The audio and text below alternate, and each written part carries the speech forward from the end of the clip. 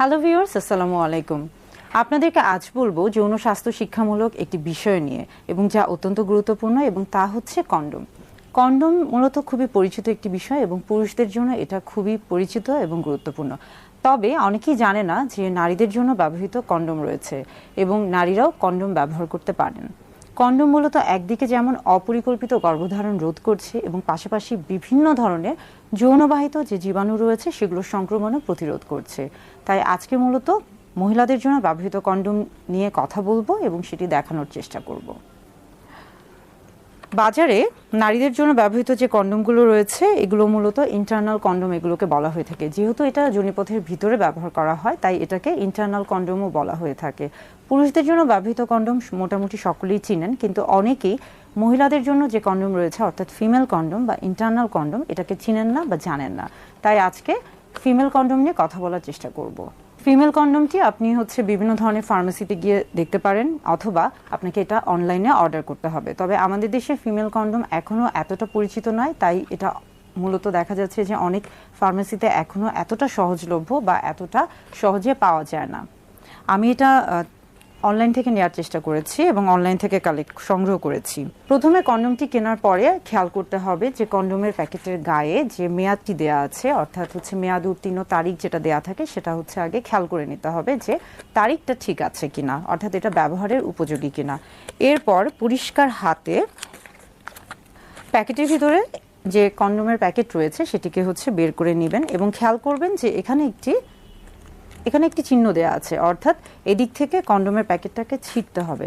তবে মনে রাখবেন যে কন্ডোমটি ব্যবহারের আগে অবশ্যই আপনার হাত পরিষ্কার করে ফেলবেন, এবং এটাকে কখনোই ধারালো কোনো কিছু দিয়ে খোলার চেষ্টা করবেন না, সেক্ষেত্রে কিন্তু কন্ডোমটি ছিঁড়ে যেতে পারে। এখানে যে চিহ্নটি রয়েছে সেটা দিয়ে প্যাকেটটি খোলার চেষ্টা করবেন, এবং আস্তে করে সাবধানে খোলার চেষ্টা করবেন যেন কন্ডোমটি ছিঁড়ে না যায়। মহিলাদের জন্য ব্যবহৃত যে কন্ডোমটি রয়েছে এটা মহিলাদের জন্য ব্যবহৃত কন্ডোম বা ইন্টারনাল কন্ডোম এটাকে বলা হয়ে থাকে। এটার মূলত দুটো প্রান্ত থাকে, একটি ভিতরের, এবং এই অংশটি যেটা খোলা অংশ এটি মূলত বাহিরে থাকে। যে অংশটি ভিতরে যোনিপথের ভিতরে প্রবেশ করাতে হবে, এখানে একটি রিং এর মতো একটা গোল একটা রিং দেখা যাচ্ছে। এটাকে আস্তে করে কিছুটা ভাঁজ করে নিতে হবে। আস্তে করে ভাঁজ করে নিয়ে যোনিপথে আস্তে করে প্রবেশ করাতে হবে, এবং যখন প্রবেশ করাবেন তখন খেয়াল করতে হবে যে এটা যেন কোনোভাবেই পেঁচিয়ে না যায়, কিংবা স্থানচ্যুত হয়ে না যায়, কিংবা অনেক বেশি ভিতরে প্রবেশ না হয়ে যায়।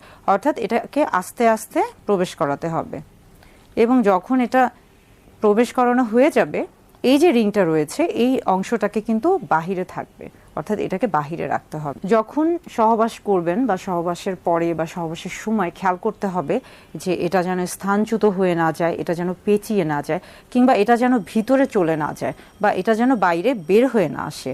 আর এই কন্ডোমটিতে মূলত এক ধরনের লুব্রিকেন্ট, আমরা বলে থাকি যে পিচ্ছিলকারক পদার্থ দেয়া থাকে, তাই এই কন্ডোম ব্যবহারের সময় আলাদা করে আপনাকে কোনো পিচ্ছিলকারক পদার্থ ব্যবহার করার প্রয়োজন হবে না। সহবাসের পরে আস্তে আস্তে এই যে রিংটা রয়েছে এটাকে আস্তে করে পেঁচিয়ে, এভাবে আস্তে করে পেঁচিয়ে এটাকে যোনিপথ থেকে বের করে আনতে হবে, এবং ব্যবহারের পরে এটাকে ভালো করে একটা প্যাকেটে মুড়িয়ে ফেলে দিতে হবে।